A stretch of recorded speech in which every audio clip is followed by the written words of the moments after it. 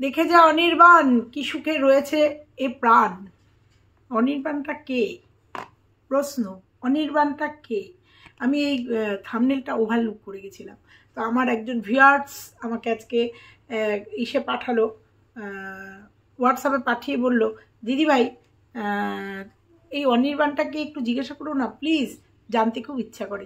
তো আমিও জানতে চাচ্ছি সুয়ের কাছে যে এই অনির্বাণ কি কেউ বিশেষ কিছু না? আমি এই অনির্বাণ, এই যে লাইনটা, এটা নচিকেতার একটা গান, এটা নচিকেতার গানের একটা ফিগার, মানে একটা নাম অনির্বাণ। কিন্তু হঠাৎ করে এই নচিকেতার এই গানের এই অনির্বাণ নামটা এত পছন্দ হলো কেন?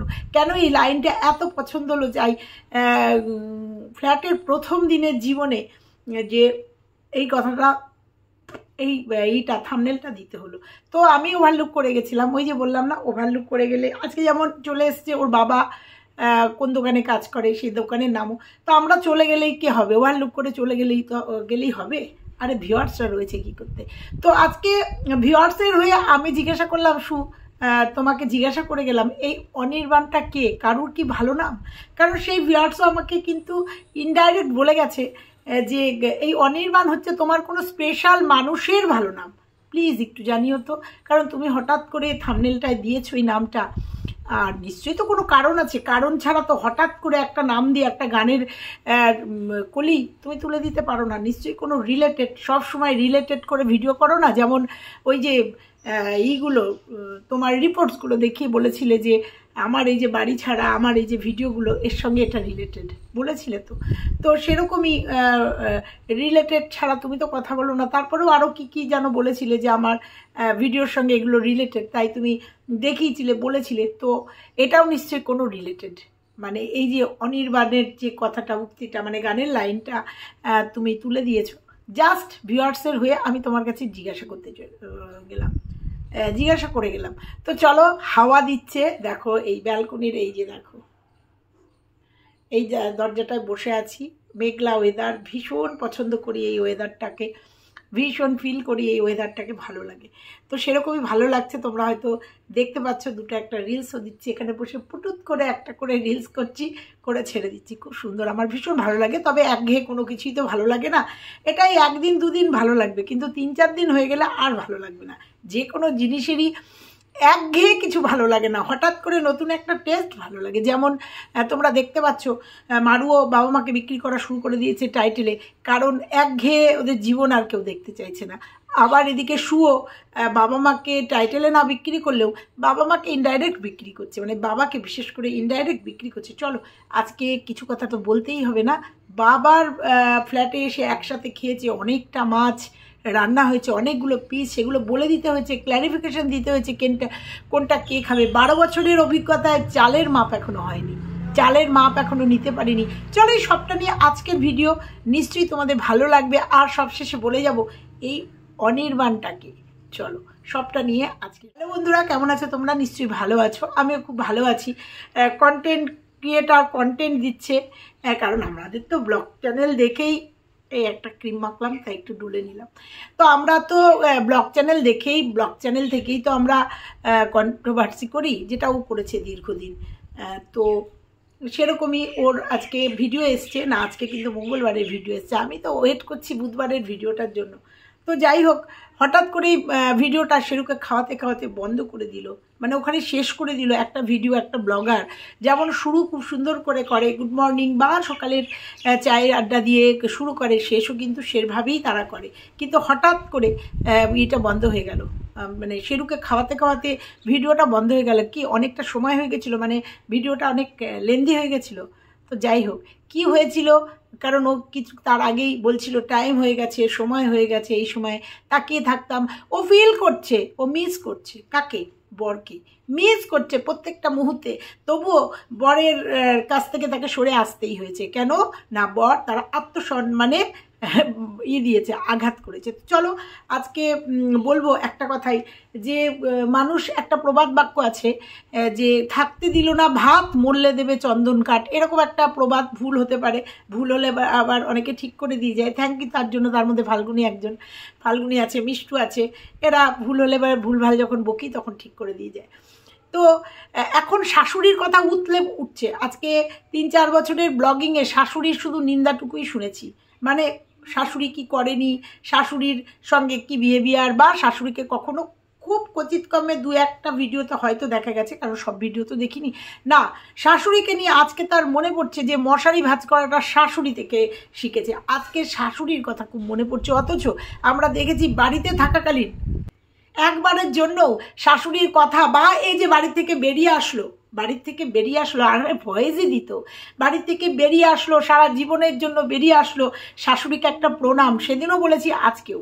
কারণ আমরা যখন কোথাও বেরোই, আর এ তো পার্মানেন্টলি বেরোচ্ছে, কোথাও বেরোলে পরে আমরা বাড়িতে যারা আছে গুরুজনদের প্রণাম করে বেরোই। সর্বোপরি বাড়িতে যা গুরুদেব আছে তাকে মানে ঠাকুর প্রণাম করে বেরোই। তো তখনও কিন্তু দেখিনি যে বৌমা চলে যাচ্ছে, একমাত্র পুত্রবধূ চলে যাচ্ছে, পুত্রবধূ চলে যাচ্ছে, শাশুড়ি ওপর থেকে দৌড়াতে নেমে এসে বলছে বৌমা তুমি চলে যাচ্ছ, বা শাশুড়ি যেমন খাবার দিয়ে যাচ্ছে এসে এই চলে যাওয়ার সময় শাশুড়ি একবারও এসে দাঁড়াচ্ছে না, দাঁড়ায়নি, ক্যাপচার করতে পারিনি।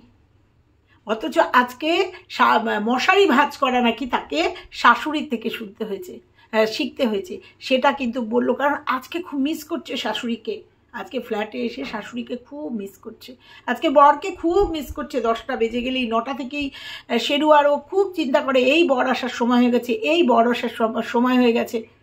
ভাবতে পারো তোমরা, চলে গেছে, চলে গিয়েও বরকে বেচতে ছাড়ছে না, আমি তার সাথে থাকবোই না, সংসারই করব না, তাদের কোনো কথা তুলব না।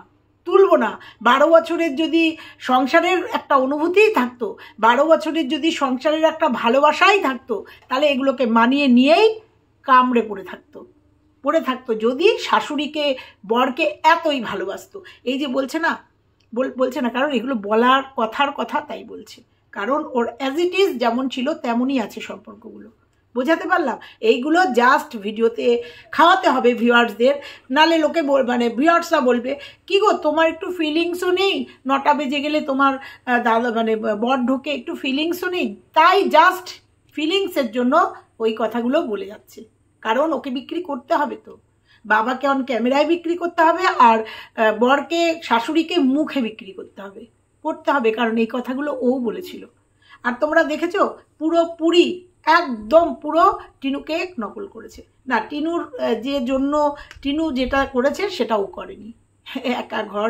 তো যাই হোক, তারপরে বললো যে মুছতে গিয়ে পেছনটা দেখা গেছে জন্য, মানে বাবা ভিডিওটা করেছিল আগের দিন, সেই জন্য অনেক কথা বলেছিল। তাহলে বলবো, তাহলে কণিকাও তো একটা কমেন্ট এসছে, এই কমেন্টটা পড়ি, খুব ইম্পর্টেন্ট একটা কমেন্ট। মানে ওই যখন বলছিল তখন একটা কমেন্ট এসছে, কণিকা বাজারু মেয়ে ছেলে না, তাই ক্যামেরা খুলে বলতে পারেনি আমার পেছন দেখো।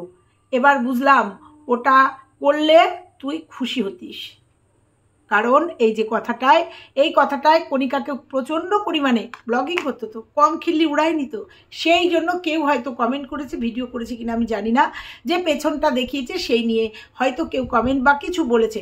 ও তো কারোর ভিডিও দেখে না, সময় পায় না ভিডিও দেখার, সারা কোনো ফোন নেওয়ার সময়ই পায় না, কিন্তু সবার খবর রাখে। ও ফোন নেওয়ার সময় পায় না, যতটুকু সময় পাও রেস্ট নেয়, ঘুমায়, চোখ বন্ধ হয়ে যাচ্ছে ওর ঘুমে, কিন্তু ও কারোর ভিডিও দেখে না, কিন্তু প্রত্যেকটা ভিডিওর কথা মানে সবার কমেন্টের উত্তর বা ভিডিওর উত্তর দিয়ে যায়। এই যে পেছন দেখানো যে কথাটা বলেছে, কারোর ভিডিওতে কিংবা কমেন্টসে বলে গেছে, হয়তো পেছন দেখিয়ে ভিডিও করেছে, বাবা পেছনটা ধরেছে, তাই ক্ল্যারিফিকেশান দিল। তাই কখনো হয়তো কণিকাকে নিয়েও এইরকম নোংরা ভিডিও করেছিল, সেই জন্য একজন ভিউয়ার্স এই কমেন্টটা করে গেছে।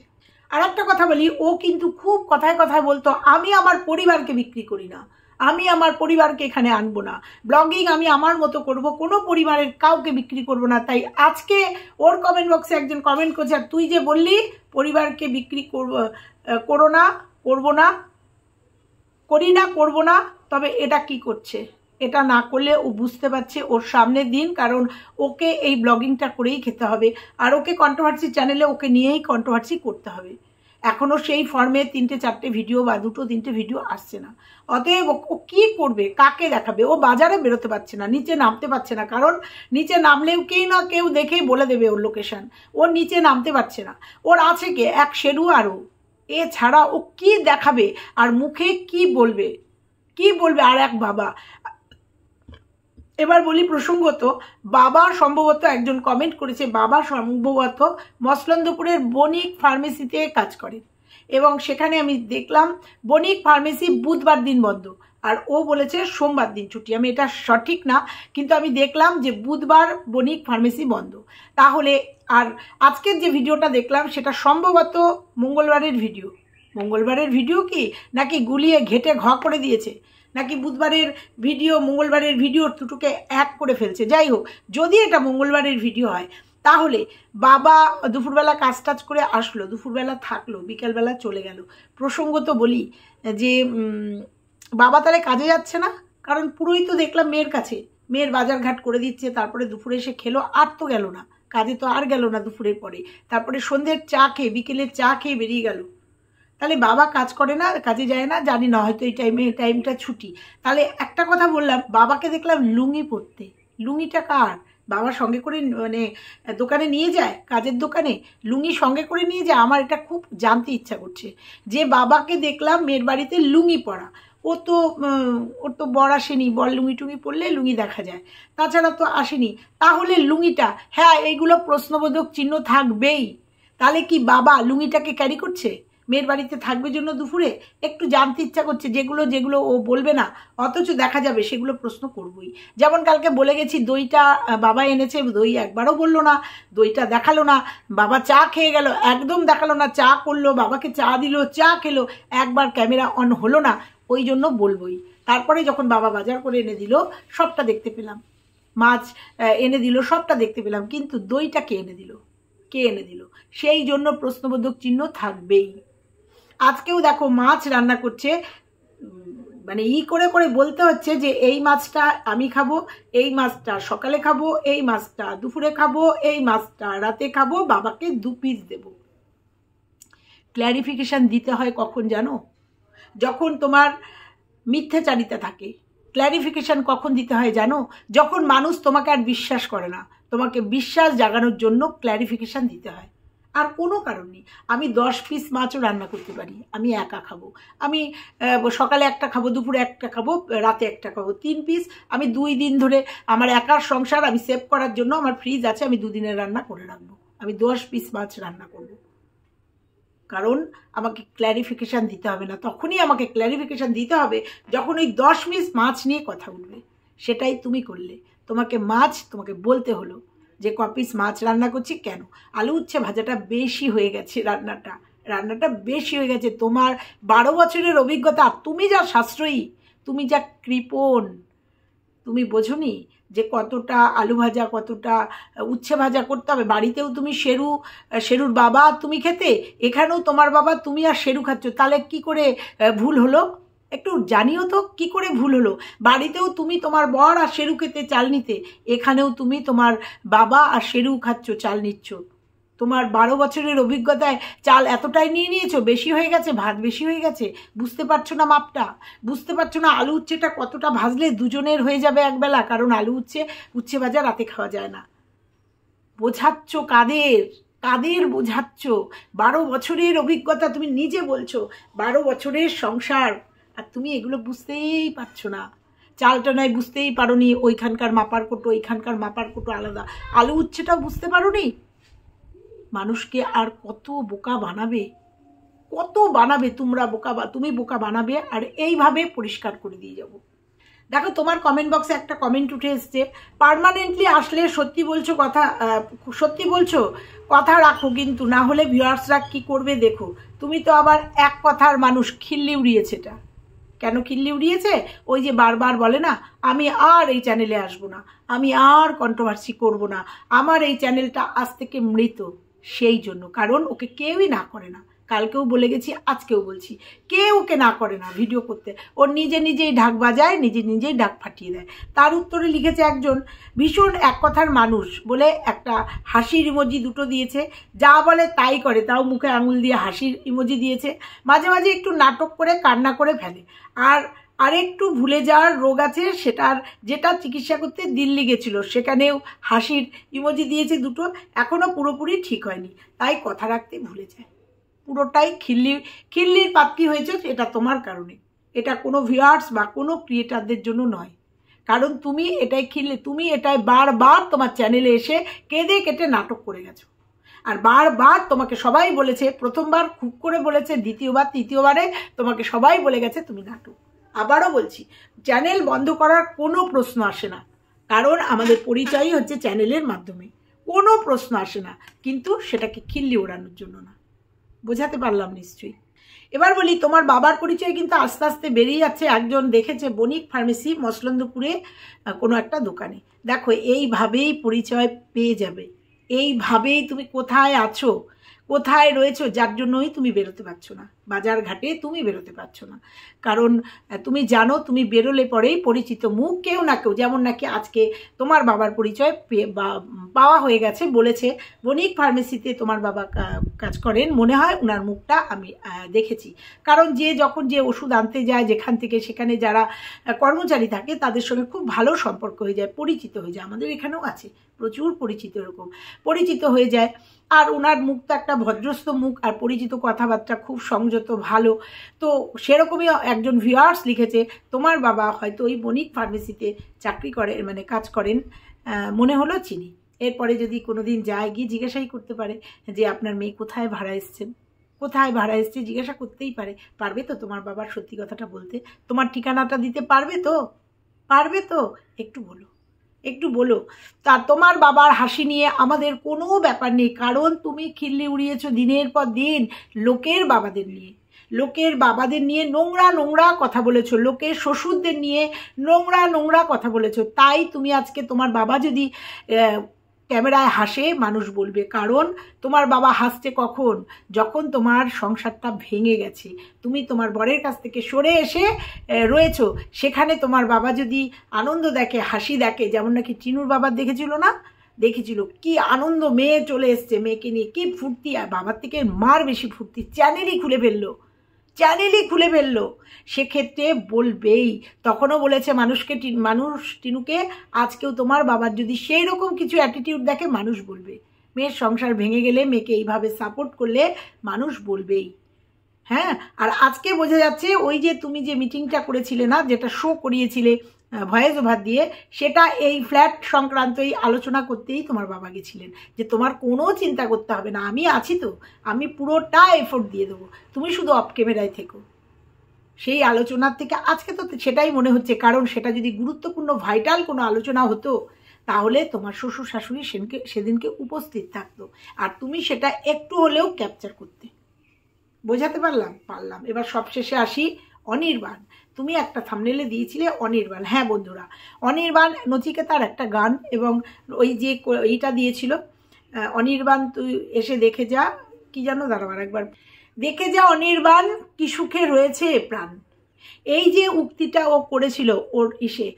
তো সেটাই বলি, তোমার কাছে প্রশ্ন রেখে গেলাম, এই অনির্বাণটা কে, কেন দিয়েছিলে ওই গানের কলিটা? হ্যাঁ, অনেক সময় আমাদের অনেক গানের কলি নিজের জীবনের সঙ্গে মিলে যায়, তখনই আমরা সেই গানগুলো রিলসের মাধ্যমে দিই বা আমাদের থাম্বনেল টাইটেলে দিই। কিন্তু ওই যে বললাম, একজন ভিউয়ার্স জানতে চেয়েছে, অনির্বাণ মানে তুমি কি কাউকে মেনশন করে দিয়েছিলে, নাকি এমনি এমনিই একটা গানের কলি তোমার ভালো লেগেছিল তাই দিয়েছিলে, নাকি তোমার খুব কাছের কোনো মানুষের ভালো নাম এই নামটা, সেই জন্য তাকে ডেডিকেট করেছো?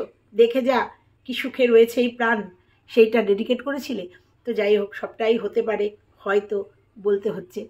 তো চলো, আজকের ভিডিওটা এখানেই শেষ করলাম। ভালো লাগলে, মারুকে নিয়ে আসছি, মারুও বাবা মাকে টাইটেলে বিক্রি করা শুরু করেছে, অথচ ভেতরে কিচ্ছু নেই।